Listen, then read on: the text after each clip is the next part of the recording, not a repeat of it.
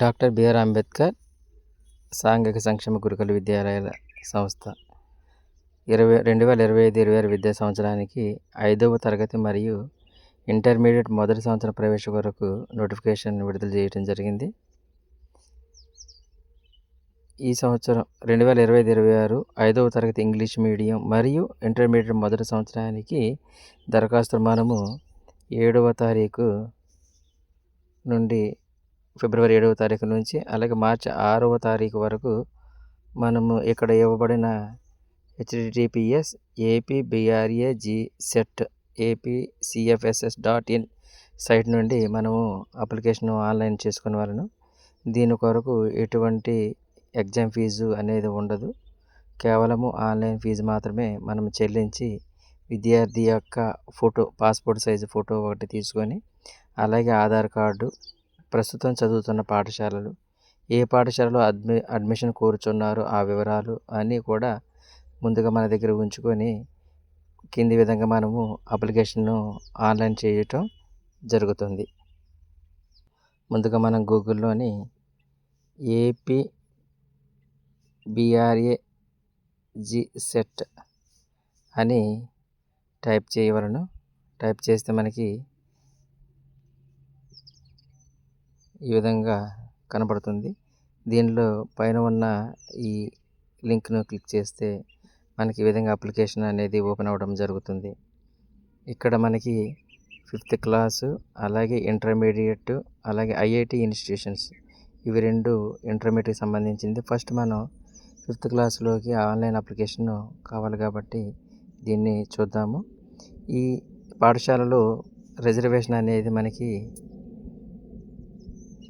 Schedule క్యాస్ట్కి 75%, అలాగే SC converted BCC విద్యార్థులకి 12%, అలాగే షెడ్యూల్ ట్రైబ్కి 6%, అలాగే బ్యాక్వర్డ్ క్లాసెస్కి 5%, అదర్స్కి మనకి 2% అనేది కేటాయించడం జరుగుతుంది.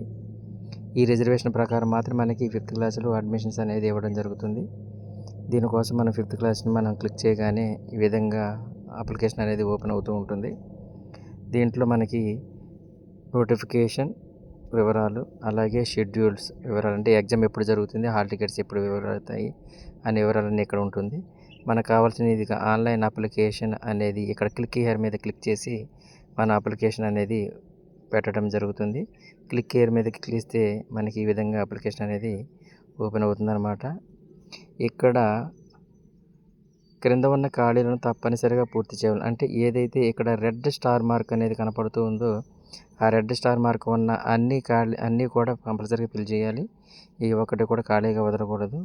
ముందుగా ఇక్కడ చూడండి, ఇది ఓపెన్గా ఉంది. ఫస్ట్ ఇది ఇక్కడ మన పిల్లవాని యొక్క ఆధార్ నెంబర్ కనుక ఇస్తే పక్కన ఉన్న నేమ్ ఆఫ్ ది స్టూడెంట్ అలాగే తండ్రి యొక్క పేరు ఇవన్నీ కూడా ఓపెన్ అవుతాయి. ఓపెన్ అయిన తర్వాత మనం అభ్యర్థి యొక్క పేరు, స్టూడెంట్ యొక్క పేరు, అలాగే అభ్యర్థి యొక్క తండ్రి పేరు, తల్లి పేరును ఇక్కడ ఇవ్వవలను. అలాగే జెండర్, బాలిక అయితే బాలికలు, బాలురు అయితే బాలురు ఇక్కడ ఎంటర్ చేయవలను. మొబైల్ నెంబర్, పనిచేసే మన సొంత మొబైల్ నెంబర్ ఇవ్వాలను.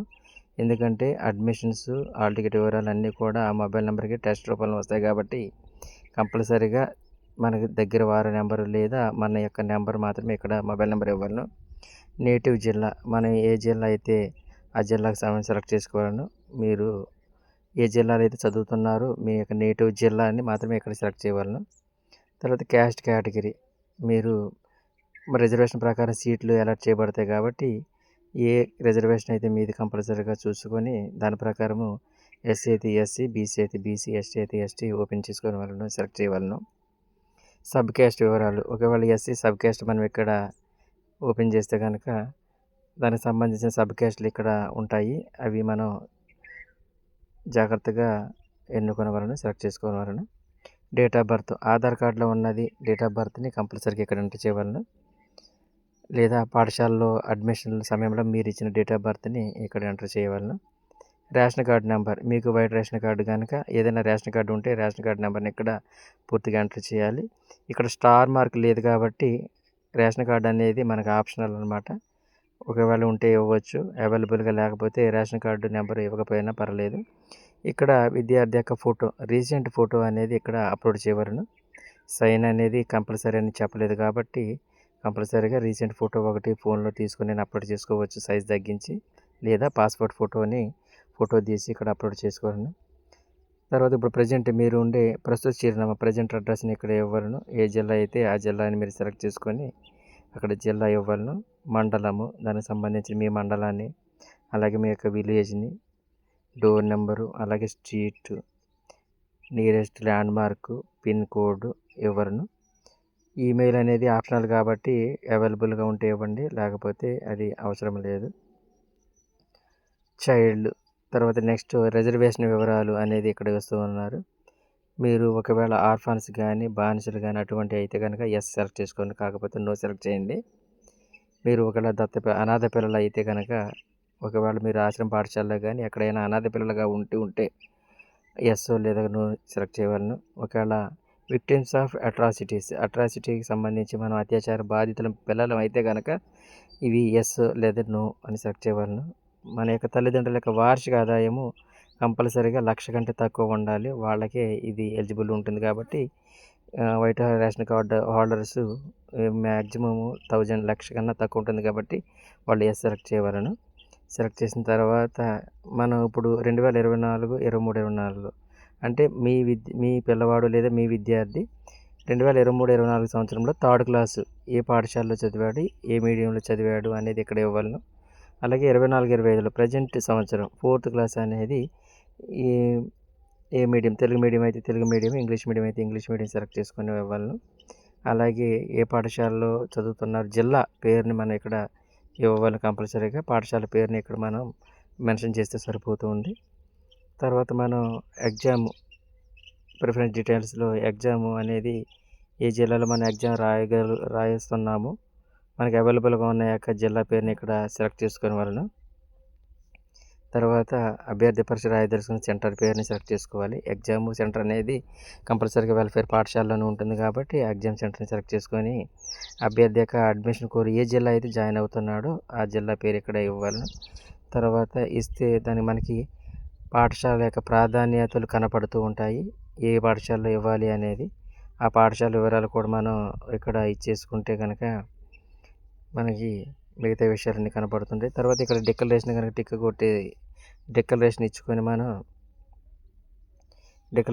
ప్రివ్యూ కనుక చూస్తే ప్రివ్యూలో మన విషయాలన్నీ కూడా కనపడుతూ ఉంటాయి.